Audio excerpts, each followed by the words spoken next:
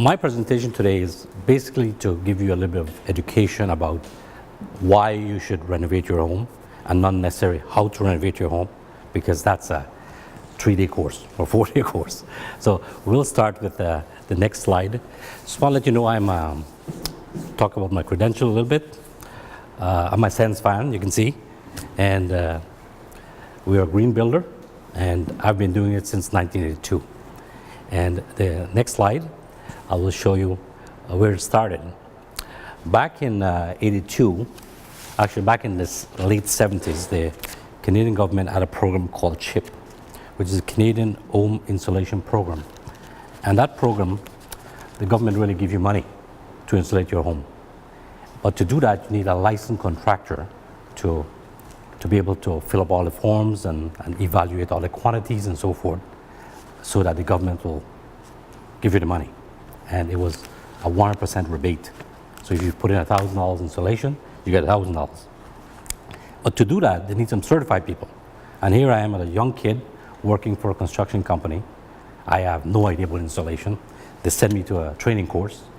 And as a result of the training course, I become a senior estimator with the authority to sign these forms. Okay? So it was almost like a license to print money, you know? And so after studying all this insulation for home, for energy conservation, I really developed a passion for energy efficiency. And I continued working there until 1989 when the company went under because of recession. And then I started my own company, RND Construction. So that's basically a brief history of who I am. So what is green renovation? Green renovation is really an integration of comfort, energy reduction, and environmental responsibility. There are two main reasons to do green renovation. One is to reduce the environmental impact of for the production of greenhouse gas and so forth. Secondly is to create a healthy and more comfortable living space. A lot of people focus on money, but money is the result of doing these two things. You should not be renovating to save money. You should renovate first to protect the environment and to have a better place to live. So the results of doing green renovation, you'll have a lower energy cost now. You also hedge against future price increase of energy, and your house should value more if you do green renovation. Next slide. I just want to say, if you want to ask a question anytime, I like to have more of an interactive session. We don't want to wait for the end because you may forget, okay? So before you renovate, there's one key thing you need to think about is designated substance. The Ministry of Labor now has implemented a new process. When you go for a building permit, you have to think about taking out old walls, because most of the old walls have asbestos. Sometimes there's mercury in your old thermostats and lead paint. These are all major health hazards. And if you have these in your home, you need to get a professional to remove them before you could do any work. These asbestos in your home is not a health risk right now, as long as you don't disturb them.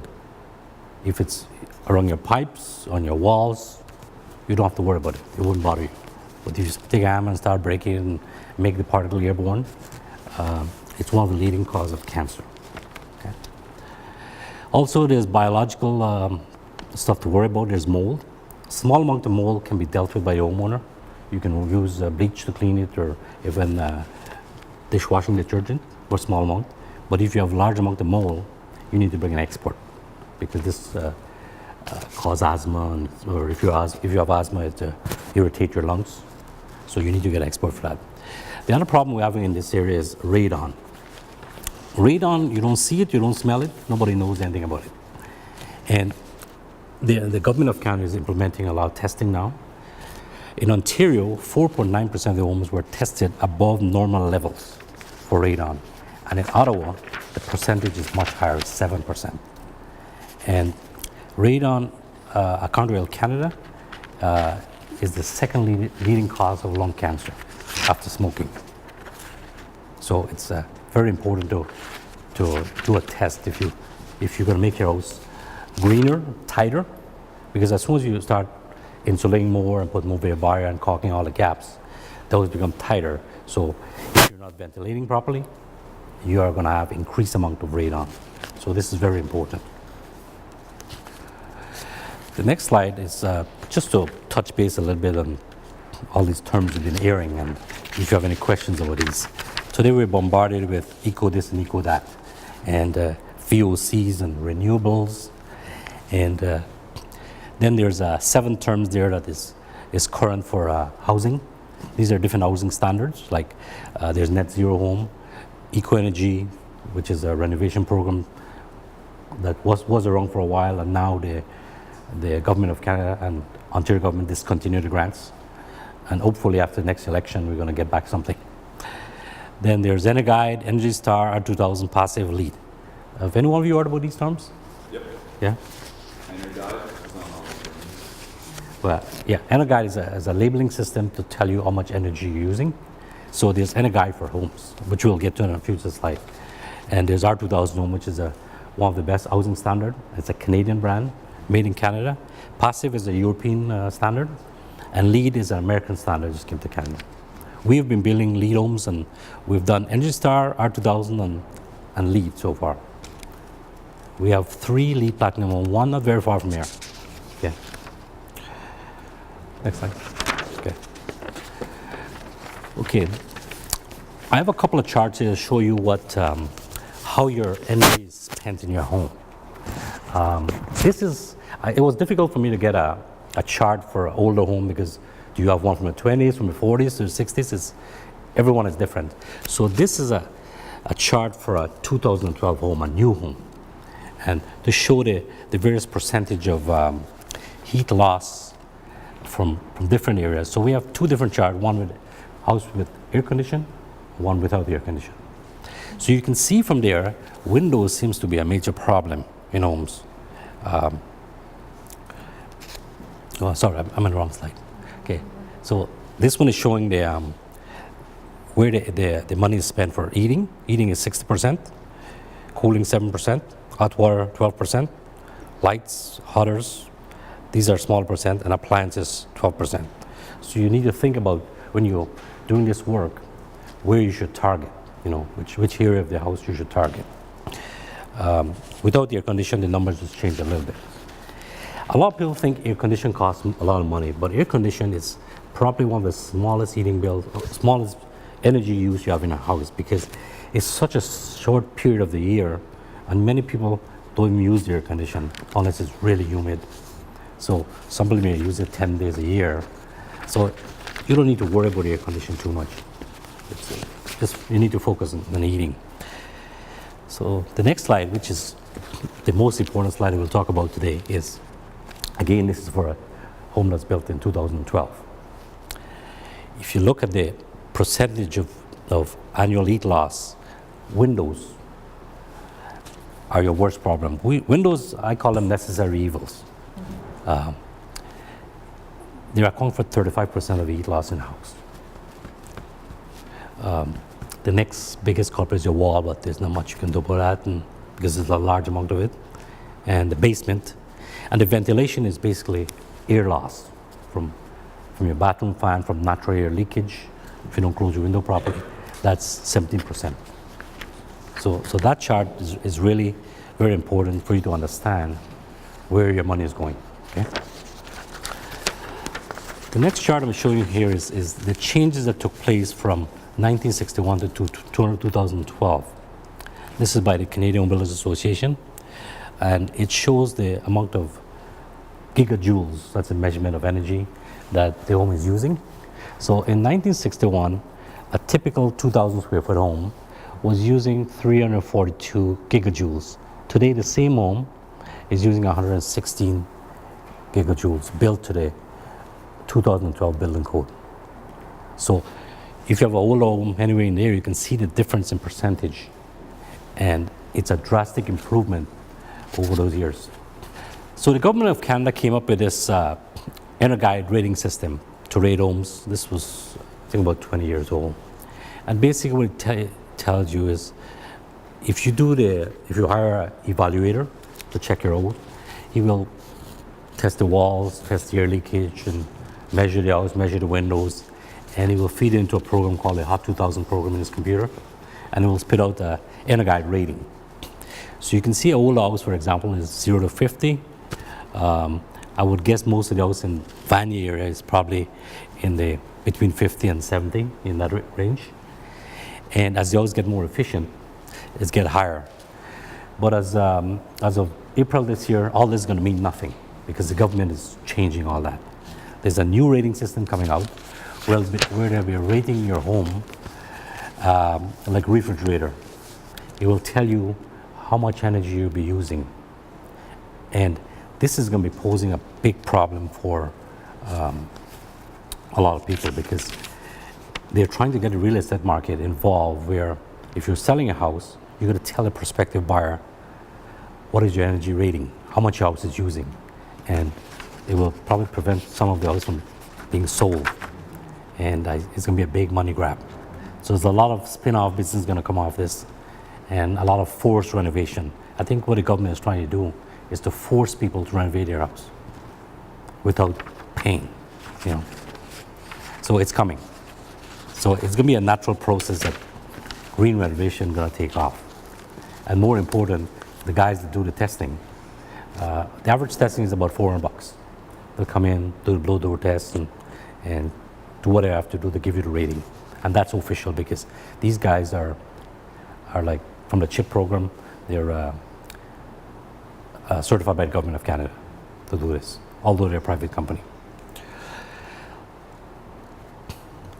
So I talked earlier about reducing the environmental impact. To do this, we need to look at the energy reduction. We need to have better building envelope. That's the pyramid of the building. We need to have higher efficient HVAC equipment. We have to reduce water use, reduce lighting and plug loads. Plug loads are stuff you plug into your wall, computers, TVs, and all that. So when you buy these things, you got to make sure they're using less energy. Like most of the new TVs today have ratings that, plus there's phantom energy. Some of these TV use a lot of energy when they're not being used, just by plug them in, you know. Because you go to the back of the TV, put your hand, it's warm. It's electric energy making it warm, just to be on standby. In addition to that, I think Tosh is going to talk more about this later. Tosh is the guy from LTS Home. He's going to talk about material. You need to deal with material waste because we don't want to be filling up these landfills. You want to use local material as much as possible. And the reason you want to use local material is because you don't want to have a tractor trailer driving from Florida to bring your material here and give off all this greenhouse gas. So they're trying to reduce greenhouse gas emission from outside source to your house. So if you're building in Ottawa and you're buying from Iron Prior, it's a short drive, it's less greenhouse gas. So they're encouraging you to use local material, but sometimes it's not available. And if the material is not available local, next way of transportation is by water, by ship. But you still have to use a truck if you come to a port, or train. So if your material come by train, it's okay, but one way or the other, it don't end up on a truck to get to your job site. Okay. Reuse as much as possible, recycle, and low VOC. That's material volatile organic compound. This is like the new car smell, what everybody loves. It's killing you, and people think it's great. So that's off-gassing from different paints and finishes. Sometimes it's better to buy the material that's already pre-finished somewhere else. Like if you're putting hardwood floor, you could use a water-based finish if you want to do it on site. But if you buy a pre-finished floor, it's mostly off-gas before it gets to your site. Okay, and you need to look at the material carefully before you put it in your house, because as I say, it's like a new car smell. The only reason you smell it more in a new car is because it's smaller volume. Okay. Any questions on that? No? Okay. So this is not a cake, okay? It's not a birthday cake. What I'm trying to do here, I'm trying to exaggerate that if you have a well-insulated box, seal, you can use a candle to eat it, okay? And so there's a new system now called right sizing. All the new houses are having smaller and smaller heating system because there's no need for a large heating system anymore. when the house is well insulated. And that's what this slide is depicting. Okay. Long ago, the smallest furnace you can buy is about 60,000 BTU. Today, we can buy a furnace at 15,000 BTU. And most of the townhouses built in the last 10 years, the heating system is not working properly because they have a 60,000 BTU furnace and it doesn't really work well. It worked for a short period and stop. But you need to get the efficiency of a furnace, you need to have an optimum running time, probably about 20 minutes. So as the furnace gets smaller, it runs longer and it becomes more efficient. So when they tell you a furnace is, say, 84% or 90%, if it doesn't run properly, it's not efficient. It's like driving your car to a corner store and come back. By the time you come back, the car is not warm up. So if your car is supposed to give you 40 miles to a gallon, you're probably getting 10 because you're spending time warming up, okay? So the next slide is about where you cannot insulate. There's some buildings like heritage buildings, churches, that are really nicely finished. You can't start tearing the walls out to insulate it. So how can you reduce the impact on the environment? So there's a few suggestions here is to use solar, electric, solar hot water. It's not really hot water, it's preheating the water for the hot water tank. Like you can bring the water from, say, 10 degrees that's in the piping system to about 45 degrees using solar, and then the hot water tank take it from 45 degrees to wherever you need to use it. So there's solar hot water, and there's also air system where you have a solar panel that's heated and that air moves into the house at a higher temperature and help warm. And then there's geothermal system. Anybody understand geothermal system? Okay. So geothermal system is where you drill some wells into the ground. We did one not far from here in Rockcliffe. 2 wells are 450 feet deep each, and there's a water pipe that goes down the well and back, and it extracts heat from the water in the ground. And that's what's used to heat and cool the house. Okay? The water's cold, but there's still energy. Yeah. So this is the way you can have low impact on the environment if you cannot insulate your house. Okay?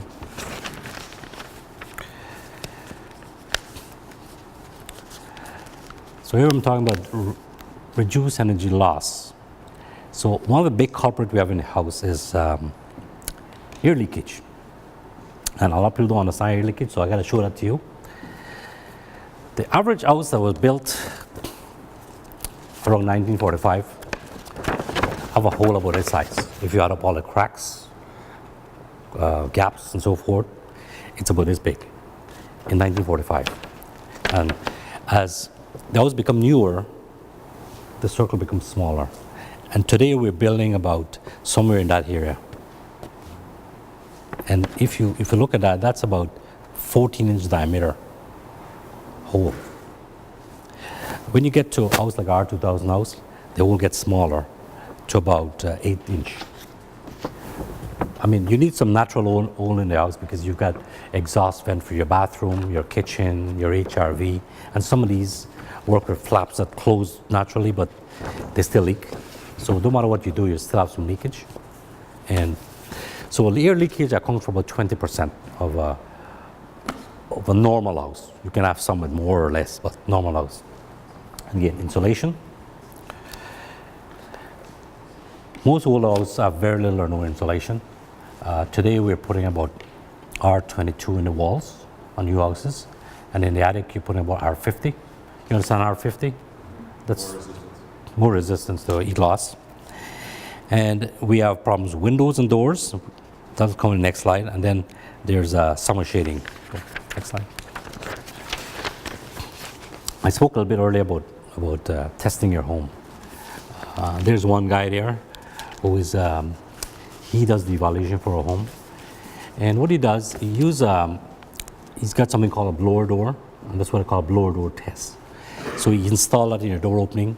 There's a fan that's connected to a computer, and he runs that fan with different sides of opening to create a negative pressure of 50 pascals to keep all the tests constant, and he will figure out how much air leakage. He will tell you in terms of square inch how how big the hole is in your house by doing that test. The computer will spit out that number. And again, like I said, air leakage accounts for 25 to 40% of energy loss in a typical old home. So that's a big part of your energy bill. So you need to focus now. If you need to reduce energy, the first thing you should be doing is going and buy a caulking gun and buy some caulking and plug holes, because you'll have your biggest saving out of that. Okay.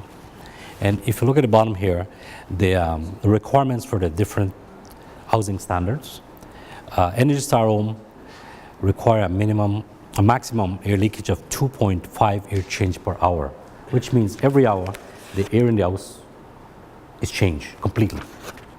Okay.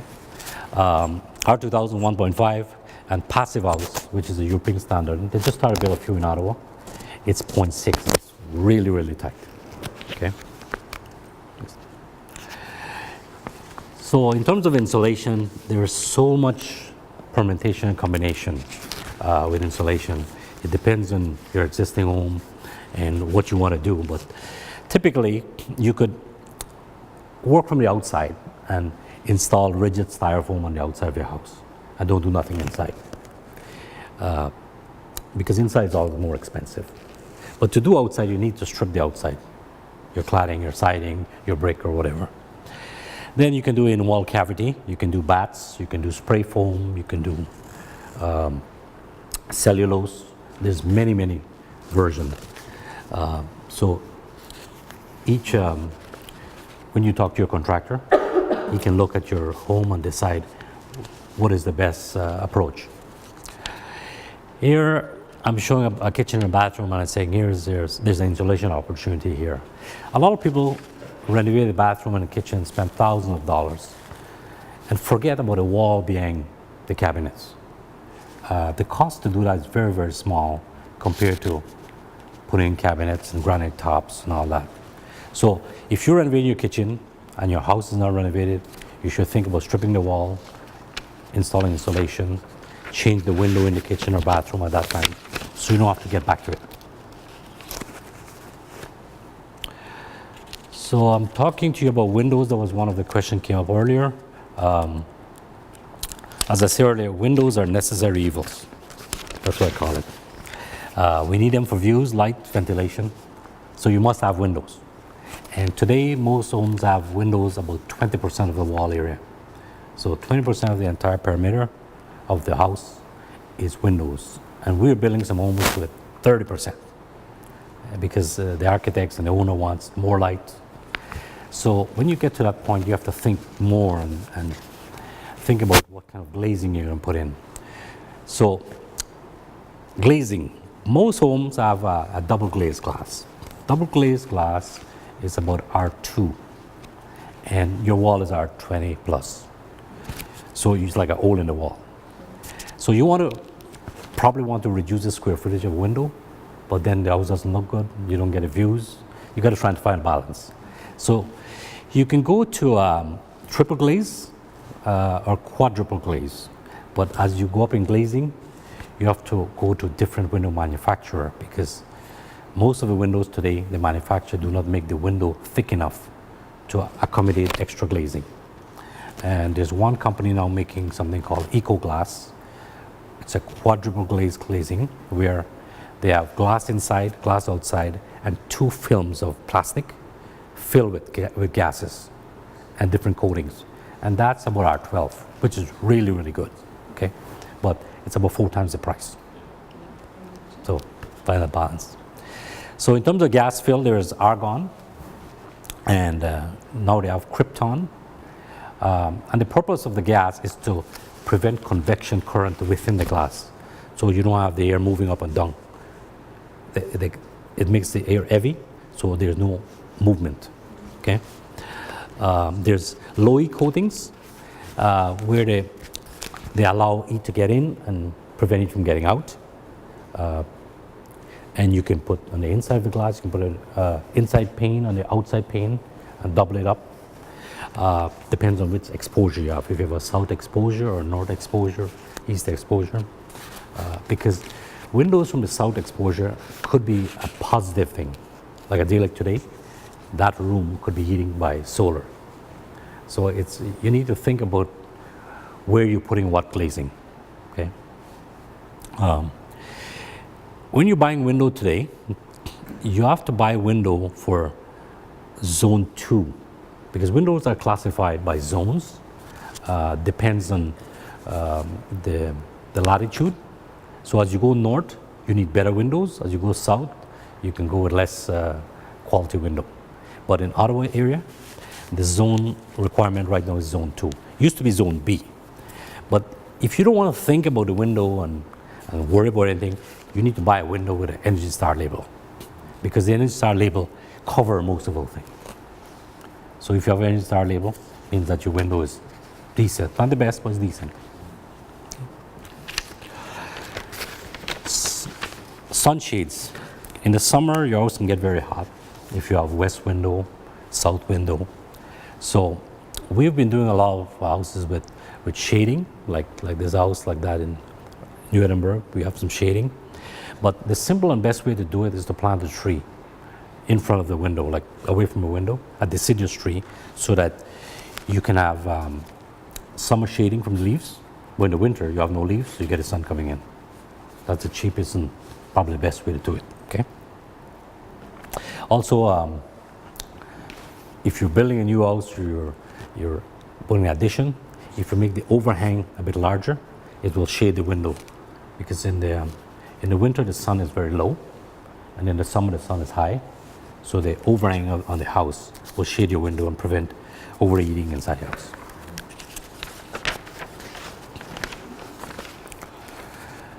So we talk about containing the heat by insulating the house, use better windows, making it airtight. So now you have to talk about how you're heating the house, how you're spending, how you're burning the fuel, and sizing the units. So standard home today have a hot water tank or a boiler or a furnace. Different eras, they do different things, but the standard you will find today is a hot water tank and a furnace.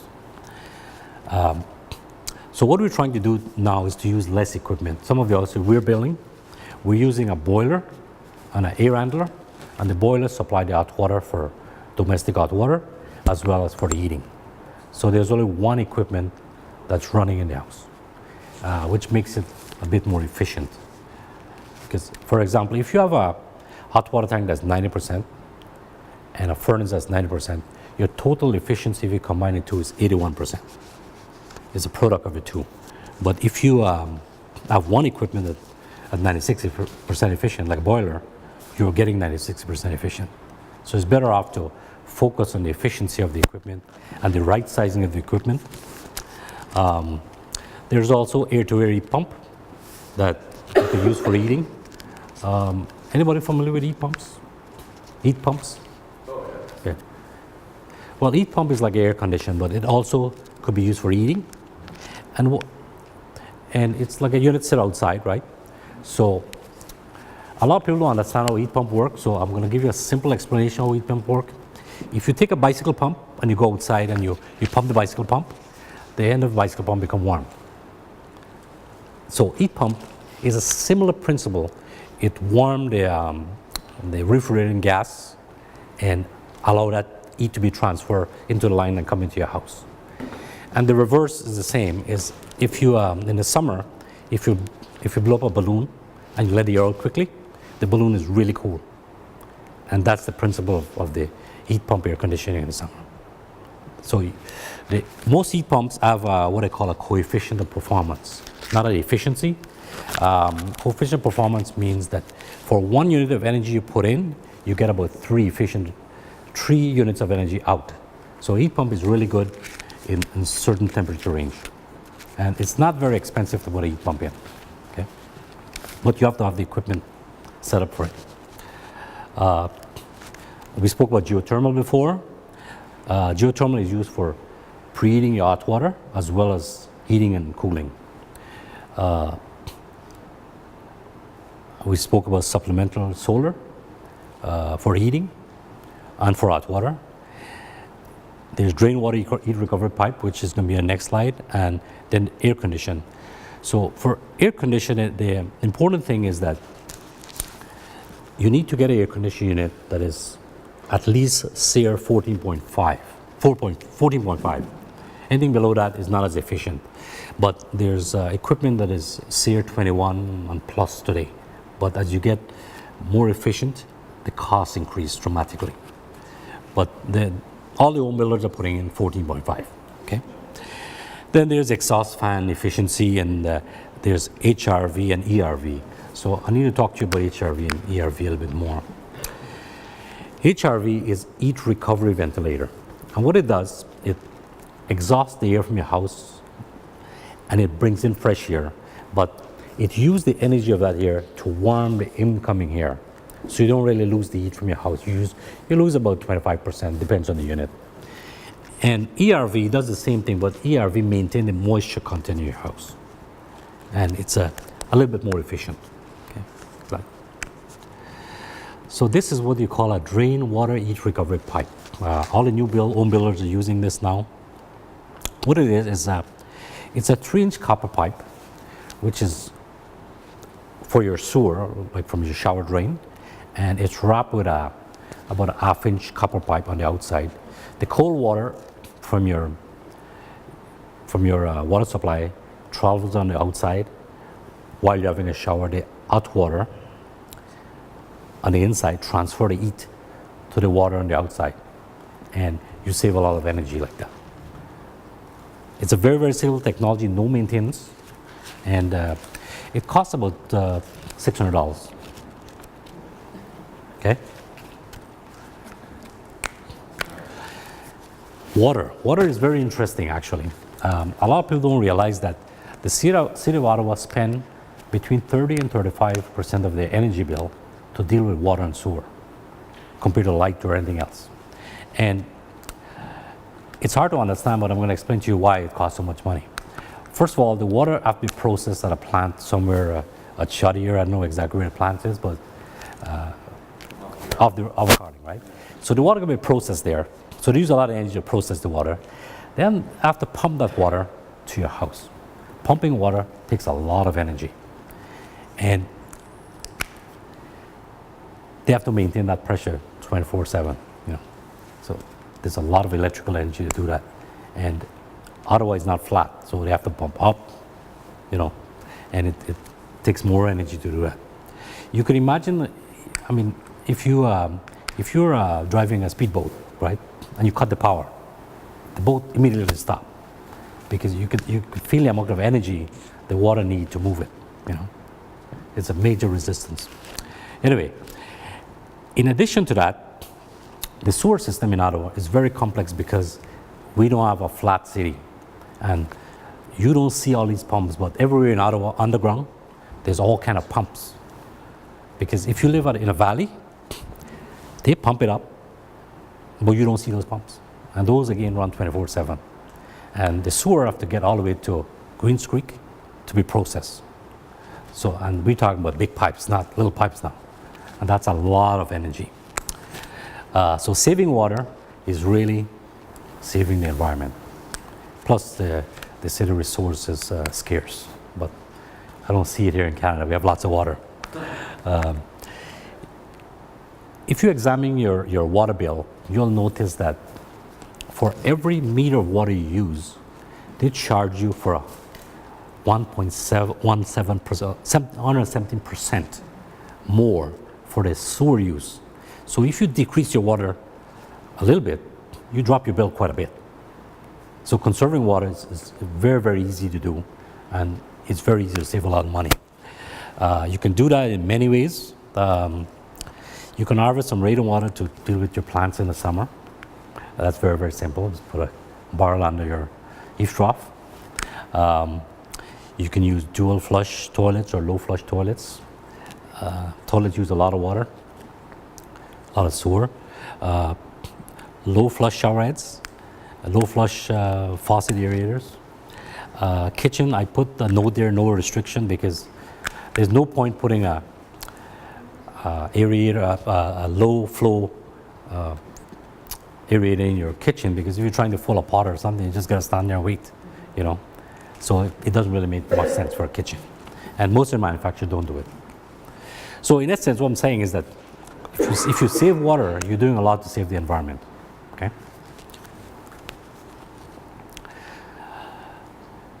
The next consideration is the electrical use in terms of lighting and plug load. When you're buying, people buy lights and they don't think about the wattage, and they will buy a big light and then they have to spend money for dimmers to dim it. I think you need to think carefully is whether or not you need a 50-watt bulb in a pot light. You can put a 35-watt bulb. You immediately save 30%. You can use timers, sensors. The washroom downstairs, as you walk in, the light comes on. When you leave, it comes off. So there are sensors, dimmers, phantom loads. We talked about that earlier. A lot of stuff you plug into your wall use power, and you don't need to have it on. Some of them you don't want to unplug it because it's got timers, and like your TV, when you unplug it or you switch the power off, you come back, you have to reset the time. So you don't want that kind of nuisance. But a lot of things you can unplug, like kettles and coffee makers and all that stuff. There's some power being used. Okay. And smart meter. A lot of people are not thinking about smart meter. Smart meter is, if you use it right, you could really cut down your electrical bill, because if you're using it after hours, like your dishwasher, your washing machine, your dryer, you're paying much, much less per kilowatt. And they don't have to run a larger plant to produce the energy, because they scale down the plant off hours to use less energy. So indoor air ventilation. So we have a lot of problems in older homes as well as new homes. You need to ventilate your home because you're closing everything in the winter. You're not leaving a window open. So you need a machine to run your ventilation system all the time. And that's why all the new homes now, they're putting in a HRV. As I explained earlier, it's a ventilation system. It's like the lungs of your body. Older homes are breathing through the skin, and they don't want you to breathe through the skin because that damage walls and whatnot. So you want to breathe through the lungs. So the HRV is doing that for you. And you come home, and if you cook something smelly in the morning, by the time you come home, the house is clear. And it prevents moisture buildup, prevent mold, and a lot of other things. In terms of buying materials for your home, a lot of composite material like MDF and cabinetry, they have a lot of Euroformaldehyde in the manufacturing process, but you could buy without, and this Euroformaldehyde comes out in the material over time and affect your health. There's dust and filters. We'll see some more of that later. And radon. Radon is coming to be a major problem in Ottawa. Health Canada have like several publications. I have some of them here, but I don't have copies that you need to read, because radon test is not very expensive. And if you know, you could fix it very cheap. And as I said again, radon is the second leading cause of lung cancer. And a lot of people don't know it. Okay. We have in our company, we have an air wash machine, this machine here, that we use during construction. And this machine has 140 pounds of charcoal filter inside. And it's got a HEPA filter on the outside that filter microparticles. So this machine will take in all the VOCs that exist from the paints and varnish and whatever is making smell. I will capture it in here. I will take it out of the house. Okay.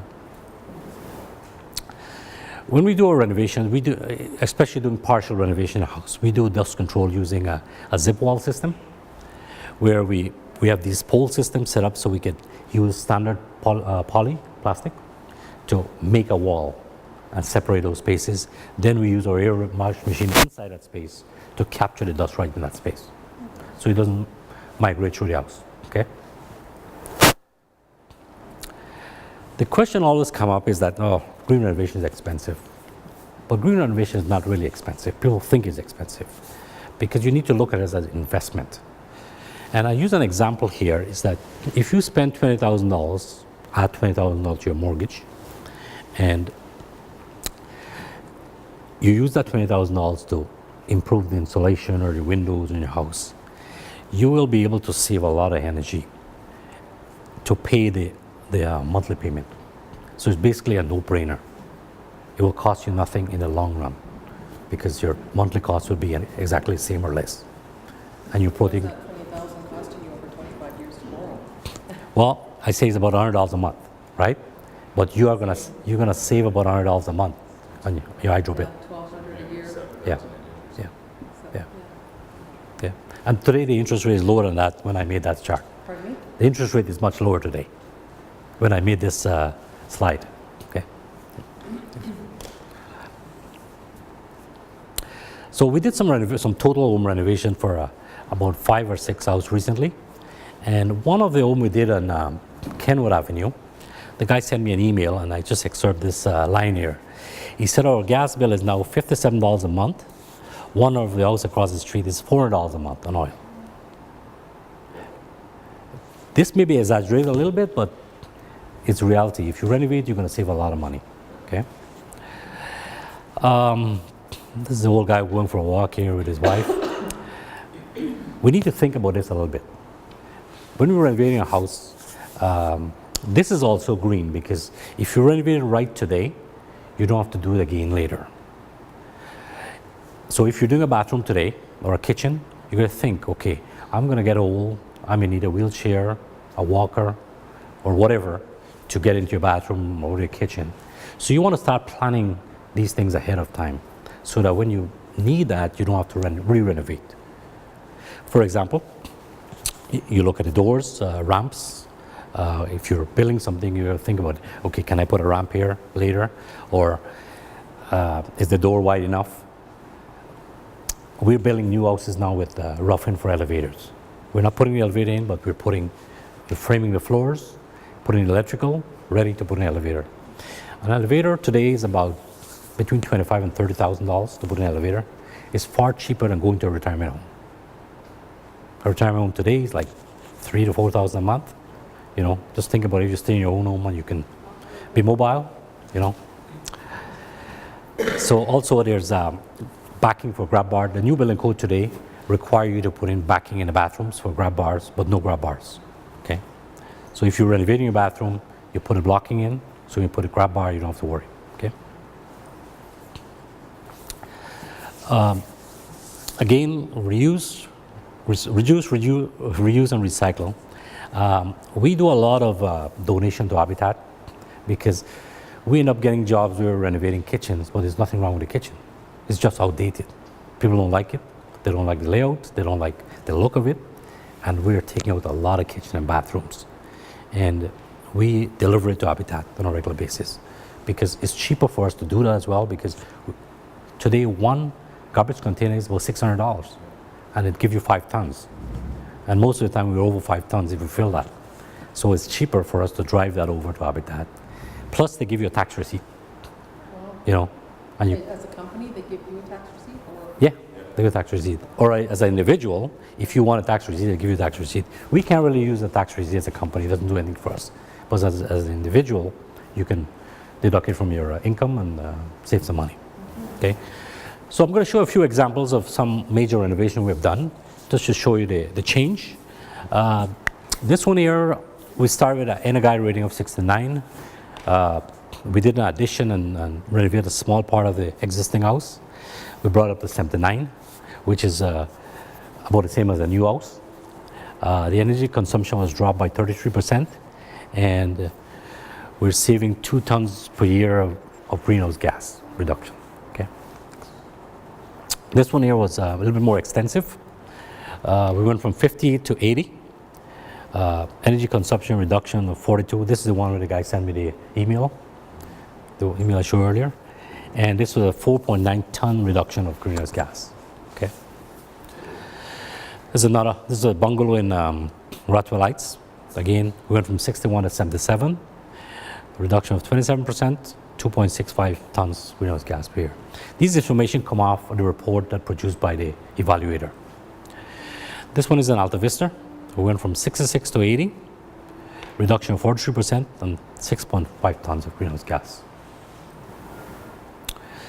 This one is in Rottwell Heights. This was a really poor house. It went from 44 to 78. and greenhouse gas reduction 48%, energy consumption 62%.